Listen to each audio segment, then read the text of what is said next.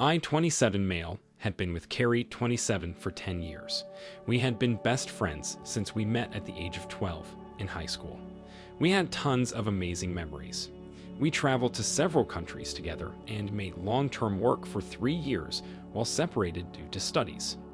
Though now I'm having trouble believing anything was real. Last Thursday, I proposed to her in Street Lucia. Not in front of anyone, mind you. I wanted it just to be private. She didn't say anything. And I was thinking, oh shit, did I say or do something wrong? She started crying, and she said she had something to explain to me. She didn't want to marry me because she had been sleeping with a coworker, whom she said was just a friend, for around 3 months. She said she rationalized it was just a thing that would pass, but it continued. And she said she loves me so much more than I'll ever understand, that I've helped her so much, and she doesn't even know why she's done this. She said she loved me too much to marry me knowing she'd done what she did. She doesn't love the guy. It was just sex. And she had been trying to stop the affair. But I proposed before that happened. And she said she knew when I was kneeling that she couldn't marry me. Not after everything I had done for her, so she told me. I feel like my whole world has shattered. We had an awkward flight home on Friday evening and haven't spoken since. She has tried calling me, but I haven't answered, and I have until Monday off, so I'm just here. I've barely eaten. I feel like there's a black hole in my stomach draining everything I have mentally. I can't wrap my head around the fact that she was cheating, that she lied, that she hid it from me. My sister apparently had some words for her. I'm trying to pretend I'm okay, but I'm not. Every morning that I've woken up since last week Friday morning has just been bleak. I love her so much, but I have no intention of getting back together. I don't think I would ever be able to trust her again, much less forgive her for a very long time. My best friend bought a 6-pack yesterday, and we drank in the evening. I cried my eyes out in the shower last night. I never cry, not even when my mom, who I was extremely close to, passed away. But I was sobbing like a child last night, and honestly, I would have loved it if my mom had been there to tell me it would be okay. My sister brought over some breakfast this morning and basically made me eat because she knows I haven't really been eating lately, having had zero appetite. Anyway, I'm sorry this post is so incoherent. Any tips for someone on how to best move forward and where to go from here? Because I've got nothing, no ideas, no clue. I feel like a zombie. OP, I'm so sorry you're going through this. She was a big part of your life for a long time. It's going to hurt. It will take time to heal. Let yourself feel what you feel and do whatever you need to in order to mourn the future you were going to share. Use your support system. Stay in touch with friends and family that care about you. Don't isolate yourself. And finally, let go of any contact with your ex, block social media, delete her number, etc. Allow yourself to move on. It's very painful when a loved one betrays us, but you need to remember that you have a very bright future in front of you. Don't waste it on someone who doesn't or didn't respect you. I wish you the best of luck, OP. Now let's get into today's second story. I've been married to my wife for 4 years now, and we've been in a relationship for 7. We've been through some really trying times. She was very upset with me early on in the relationship for not having a chosen career path and not moving quickly through college, largely because of the lack of direction. But I did eventually pick a direction, nursing. She, on the other hand, chose medicine, as in being a doctor, knew early on what it would take, and moved quickly towards it. She went to medical school, we moved in together, and after a year of me being a stay-at-home husband doing cooking and cleaning and weekly, sometimes daily sessions of moral support and encouragement during her crippling panic attacks, deep bouts of depression, and feelings of helplessness and isolation, and ultimately succeeding wildly in her first year of medical school, we decided to get married. Second year of medical school, I got into nursing school and had less time for house duty and moral support, but I was still doing many of those tasks. She did even better in school, felt more stable and confident, and we both did great in school. She then started clinical rotations. This involved moving all over the state for months at a time. We talked daily, went weeks without seeing each other, both continued to do great in school, and felt more lonely but strong in our relationship. Then we graduated, she got into residency across the country, and we moved and both started working. At this point, the only friends that we regularly interact with were a group of people we played video games with on Discord. They were close friends, and things went great initially. We had more time together, and so the relationship got even stronger. We were finally making money, and we were paying down her loans. Medical school debt is serious. I started really succeeding at work. I was given a few raises and thus more responsibilities.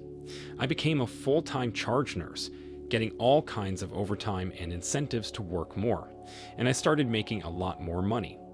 So naturally, I put in more hours, and my wife was in full support of this. She, however, started struggling at work and got more and more depressed and anxious. Our hours didn't match up, and we stopped seeing each other more than a couple of hours a day max, with only a few days a month off of work together. So we planned a vacation together.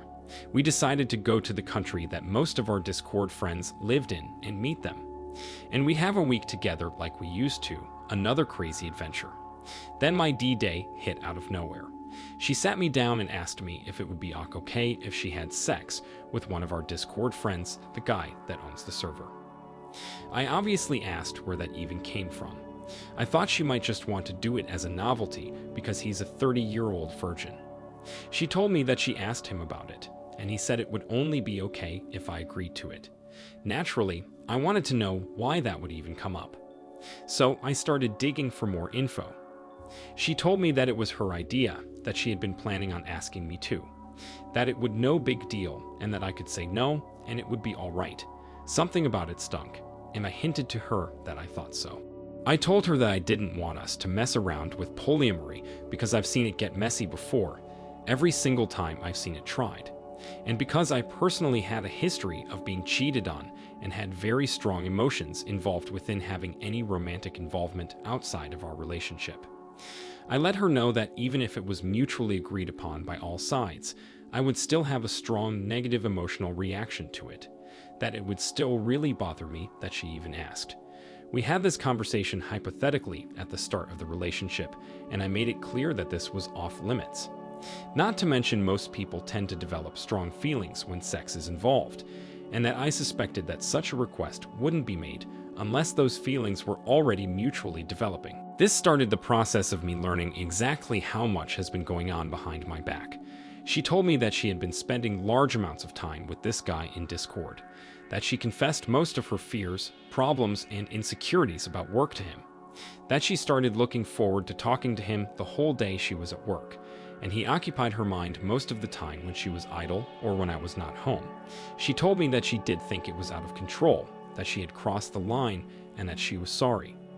She said she was just looking for an escape from life, and that I was never around anymore, which is true.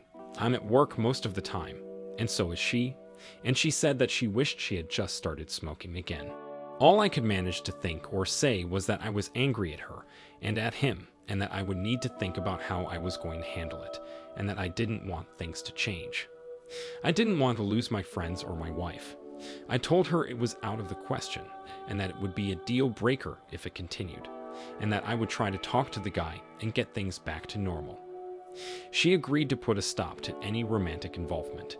We ran out of time to talk, and we had to go to bed so we could get to work in the morning. All we could agree on was that we wanted our relationship to stay healthy, and we would need to discuss this more to facilitate that. I spent the next few days growing increasingly more agitated at my work. She mentioned several times that the guy was talking about polyamory more in Discord and suggested that we read a book about it. I started to notice exactly how much time she spent with him in Discord while I was at work. I was losing my focus, and I have no time to deal with the situation and just couldn't concentrate. I was avoiding Discord at home because the guy was always online, a mom's basement kind of guy. I was just focusing on not exploding at every moment. Finally, I decided to get on her computer and look at her Discord chat with him. I found out that she had been having what amounted to phone sex with him, that she had said she had to stop, and probably the next day she decided to do it again. I couldn't sleep that night, not a wink. She was in the middle of rounds. I decided to get out of bed 4 hours early to just tell the guy my feelings over text and ask him specifically to promise to refuse any romantic advances from her if she tried to initiate it or that I would have to cut contact with him and insist she did the same. He told me he agreed not to seek any romantic activity. I pushed the matter over and over, trying to get him to agree to this. He basically told me that he didn't believe in the ownership of other humans and that we just saw the world differently, and that he thought she and I should seek professional help because the next guy may not be as honorable as him. That was the last time I talked to him. I went to work in a very unsafe state for the people I was supposed to be caring for. Miraculously, everything went fine. She texted me when she got home that she talked to him, and then she asked, "What happened?" So I told her to pull up my Discord and read it. She really didn't like what he had to say.